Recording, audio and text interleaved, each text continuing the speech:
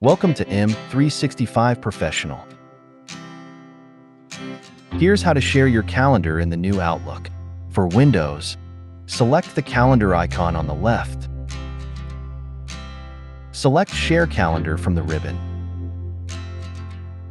Now I'm getting this drop-down list because I have access to two calendars, mine and Megan's. I'll just select my calendar because that's the one I want to share. Type the name or email of the person you'd like to share your calendar with, and select their name when it appears. Now choose how much access to allow. Select Share. Your calendar is now shared.